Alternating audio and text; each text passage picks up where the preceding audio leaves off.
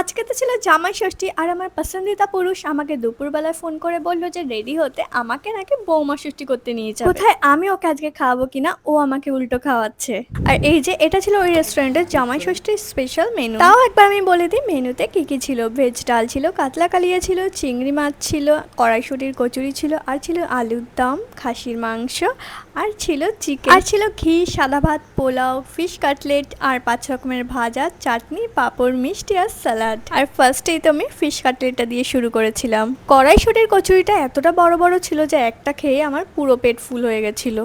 কিন্তু এই অসময়ে কড়াইশুটির কচুরিটা খেতে বেশ মন্দ লাগছিল না, আর তার সাথে আলুর দমটা বেশ টেস্টিও হয়েছিল। খাবারের টেস্টগুলো কিন্তু বেশ ভালোই ছিল, কিন্তু খাবারগুলো বড্ড মিষ্টি মিষ্টি ছিল। আমার আবার পোলাওয়ের সাথে ঝাল ঝাল চিকেন না হলে ভালো লাগে না। আমার না বিরিয়ানি, ফ্রাইড রাইসের থেকে এই রকম থালি খেতে বেশ ভালো লাগে। আর এর মধ্যে আমার খাওয়া বেস্ট থালি আপাতত হচ্ছে টাকিতে। আমরা টাকিতে ঘুরতে গেছিলাম, সেখানে গিয়ে একটা রেস্টুরেন্টে থালি খেয়েছিলাম, বেশ ভালো খেয়েছিলাম। কাতলা মাছটা আমি পাতে নিয়েছিলাম ঠিকই, একটু টেস্ট করে আমি আর খাইনি। আমার প্রিয় মাছ তো হলো চিংড়ি মাছ, তো পুরো চিংড়ি মাছটাই কিন্তু আমি খেয়েছিলাম, কারণ তার আবার চিংড়ি মাছে অ্যালার্জি।